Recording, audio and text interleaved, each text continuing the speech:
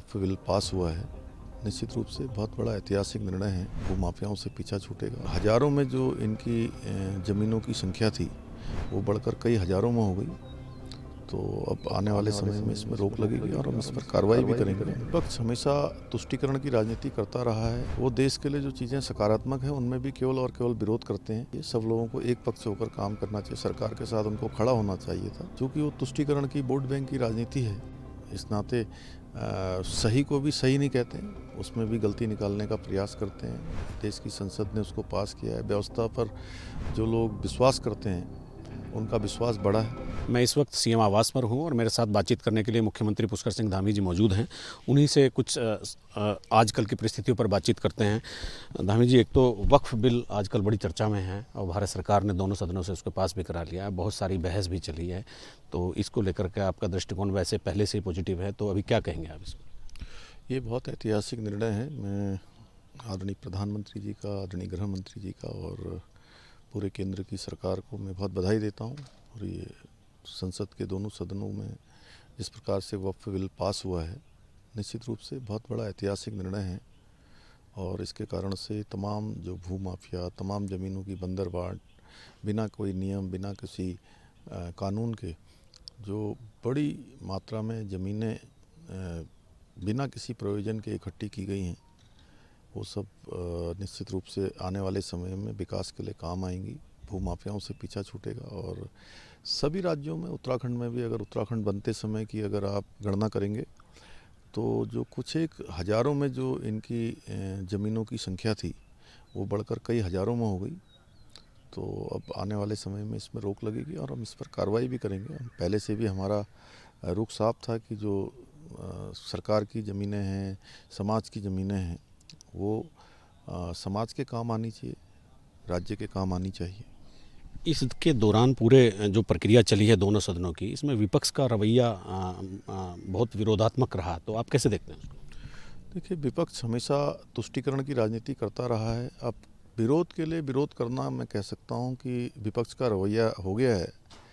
वो देश के लिए जो चीज़ें सकारात्मक हैं उनमें भी केवल और केवल विरोध करते हैं, एक पक्ष बन जाते हैं। जबकि ऐसे में जनपक्ष होना चाहिए, सब लोगों को एक पक्ष होकर काम करना चाहिए। सरकार के साथ उनको खड़ा होना चाहिए था। चूँकि वो तुष्टीकरण की वोट बैंक की राजनीति है, इस नाते सही को भी सही नहीं कहते हैं, उसमें भी गलती निकालने का प्रयास करते हैं। देश की संसद ने उसको पास किया है। व्यवस्था पर जो लोग विश्वास करते हैं उनका विश्वास बढ़ा है। अभी आपने आज भी एक दायित्वधारियों की एक बड़ी लिस्ट निकाली है। जितने भी भारतीय जनता पार्टी के लिए काम कर रहे लोग थे, जो सदनों में नहीं जा सकते, मंत्री नहीं बन सकते, सांसद नहीं बन सकते, उनको एडजस्ट किया है। पिछले दिनों भी एक लिस्ट आई थी, तकरीबन 38 से 40 लोग आपने अभी दायित्वधारी बनाए हैं। तो अभी मंत्रिमंडल को लेकर के भी एक चर्चा हो रही है कि अभी और जो कैबिनेट बर्थ खाली पड़ी है, तो उसके बारे में अभी आपने कोई विचार किया? नहीं, देखिए, जब भी आप लोग मुझसे दायित्वों के बारे में भी पहले पूछते थे तो मैं हमेशा कहता था कि सही समय आएगा तो दायित्व दे दिए जाएंगे। और जो भी लोग जो है दायित्ववान बने हैं उनका एक हर दृष्टि से, कुछ युवा भी हैं, नौजवान भी हैं, महिला भी हैं, अनेक समाज के क्षेत्रों में काम करने वाले कार्यकर्ता हैं। और उनका बड़ा अपना पार्टी के लिए, समाज के लिए बड़ा योगदान किसी न किसी रूप में रहा है। और ये लोग दायित्वों में आकर निश्चित रूप से विकास के काम हैं, अन्य काम हैं, समन्वय का काम है, अच्छा बढ़ाएंगे। और जल्दी ही चूँकि जो आपने मंत्रिमंडल की बात करी है उस पर भी विचार हो रहा है। और जैसे ही सही समय आएगा और वो भी हो जाएगा। पिछले दिनों आपने तकरीबन 1 महीने में देखा होगा कि बहुत ही नकारात्मक प्रकार की राजनीति उत्तराखंड में हुई है। पहाड़ मैदान हो या दूसरी सारी चीज़ें हों, आपने कंट्रोल भी किया। आपसे मैं इस चीज़ पर वक्तव्य तो नहीं लेना चाहता, लेकिन सफ़र तो करते ही हैं। हाँ, निश्चित रूप से। देखिए, ये राज्य बहुत संघर्षों से बना है।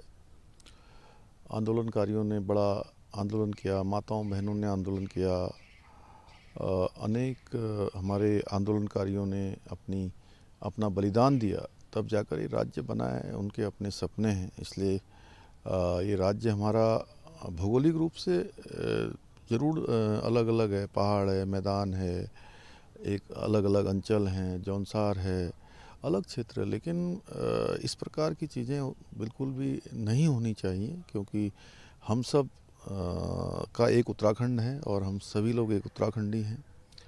और इस प्रकार की चीज़ें निश्चित रूप से राज्य के जो हमारे आंदोलनकारी हैं, बलिदानी हैं, उनकी भावनाओं के अनुरूप नहीं है, उनका भी अपमान है और मातृभूमि का भी अपमान है।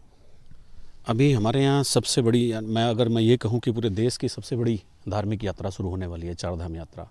इतनी लंबी यात्रा जिसमें इतने लोग जाते हों, ऐसी दूसरी यात्रा नहीं है जो महीनों चलती हो।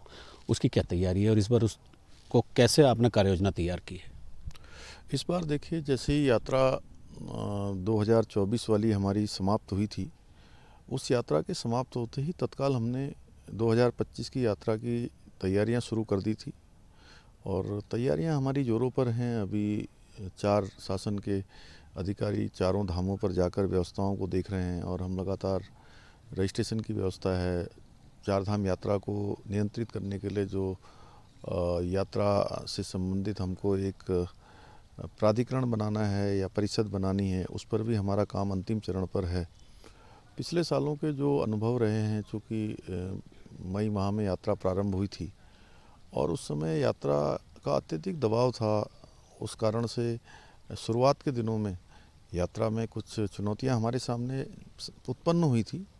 इस बार हमने उन चुनौतियों को पहले से ध्यान में रखते हुए उसकी तैयारियां की हैं और अच्छी यात्रा हो, उसके लिए सभी विभाग अपने अपने विभागों की ऑनरशिप लेकर काम करें। आने वाले जो हमारे तीर्थयात्री हैं, श्रद्धालु हैं, और ये पूरे देश की यात्रा होती है, क्योंकि देश के हर राज्य से, हर क्षेत्र से लोग यहाँ पहुँचते हैं, उनको कोई परेशानी ना हो, उनकी सुरक्षा का भी प्रबंध ठीक से हो, तो सभी व्यवस्थाएं इस बार आगे बढ़ रही हैं। मुख्यमंत्री जी, एक थोड़ा हाइपोथेटिकल सवाल मैं करता हूँ आपसे। यूसीसी में आपने पूरे देश में लीडरशिप ली, तो क्या पॉपुलेशन कंट्रोल बिल के विषय पे भी आप आगे बढ़ेंगे? नहीं, देखिए, यूसीसी हमारी पार्टी का एक देश की आज़ादी के बाद लगातार ये हमारा संकल्प रहा है, हम उस पर आगे बढ़े हैं।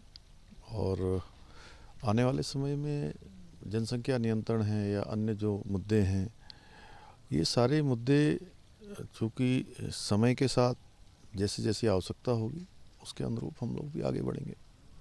बहुत धन्यवाद बातचीत करने के लिए। मेरे साथ मुख्यमंत्री पुष्कर सिंह धामी थे, तो उन्होंने बताया कि यूसीसी की तरह जिस तरह से लीडरशिप उन्होंने ली है, तो इसी तरह से आने वाले समय में एक संभावना बनी रहेगी कि पॉपुलेशन कंट्रोल पर भी वो आगे बढ़ेंगे। अपने सहयोगी कैमरामैन सोनी कुमार के साथ न्यूज स्टेट के लिए देहरादून से अजीत सिंह राठी। न्यूज नेशन अब व्हाट्सएप पर खबरों की ताजा अपडेट के लिए न्यूज नेशन के इस QR कोड को स्कैन करें।